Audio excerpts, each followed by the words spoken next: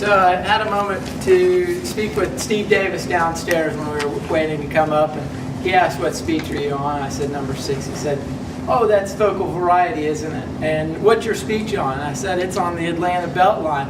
And he looked at me, he was like, "Oh my God, what are you doing?" It's like, I thought that he was inferring that this was one of the most boring topics that I could be choosing to speak about and require vocal variety.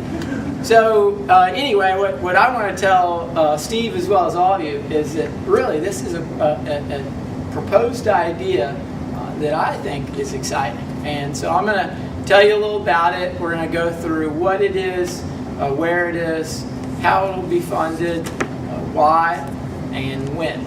So what is the Beltline? It's a 22-mile loop of former rail lines that goes around the city, and it's proposed to be turned into both transit, trails, and parks. The idea was created back in 1999 by a Georgia Tech grad student named Ryan Gravel. Yeah. And he got the support of Councilwoman Kathy Woolard, who in the early 2000s helped champion the idea and promote it. And now, today, it's one of the highlights of Shirley Franklin's agenda as mayor.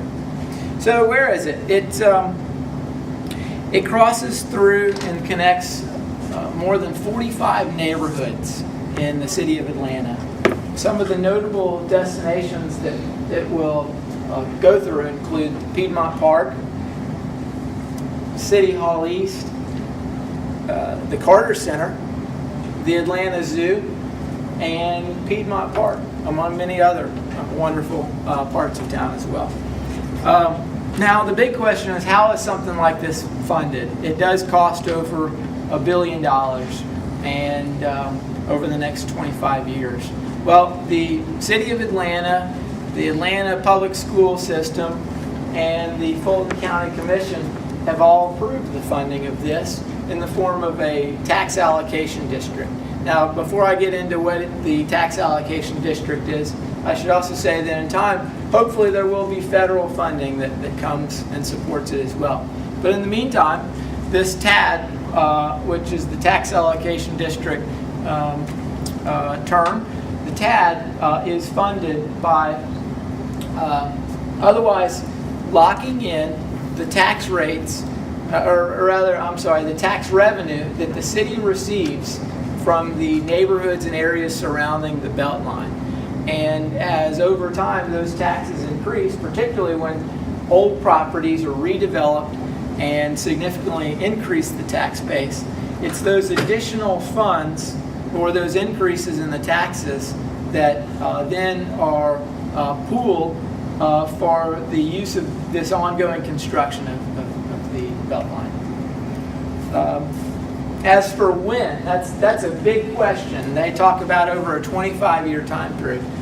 Well, folks, unfortunately, it probably won't be 15 to 25 years out when we do see transit. However, something to really get excited about is that there will be things going on in the next 5 years or so that will be some of the early successes that also come at the least amount of cost. And that includes the creation of parks, as well as the development of the trails, which we can all use for walking or biking to and from different areas of town.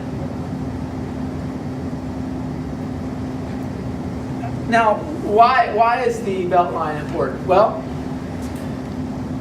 it's my opinion that this will truly enhance the quality of life for a number of City of Atlanta residents, and for both present generations, but really for future generations as well. Another reason, it provides a great sense of connectivity and enhances that neighborhood sense for the areas that the Beltline does go through. It will provide additional modes of transportation in the city, and perhaps could allow us to rely less on our cars in certain circumstances. Altogether, there will be 1,200 acres of green space created, and there will be over 30,000 jobs created, in addition to another 48,000 one-year construction jobs. So, since we have the time, I'm going to also speak briefly about some current events, because it was about a year ago that one of the was one of the recent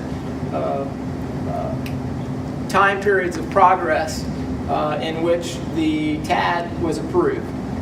Now, since then, there's been less in newsworthy that has appeared in the newspapers until recently, and that is, just recently, a gentleman named Wayne Mason, who owns a very large portion of what's perceived as some of the best land along the Beltline, which is the northeast quadrant, and that includes the area around City Hall East, the Carter Center, really on up past Piedmont Park up to Piedmont Hospital.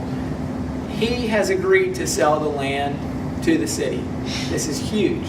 It's the city is going to purchase it in a public-private partnership with Berry Real Estate, and this will give the city control of about 70% of that land as to how it's developed. The reason why that's so important is because, for example, Wayne Mason was attempting as a developer to propose ideas that ultimately were unfavorable to a lot of neighborhoods and residents of Atlanta. For example, he wanted to build 40-plus story condos right on Peachtree, right on Piedmont Park.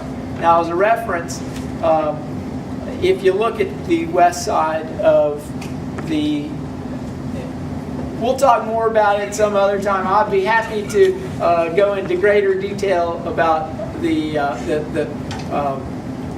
influences and the reasons for how to develop the area, and I thank you for your time.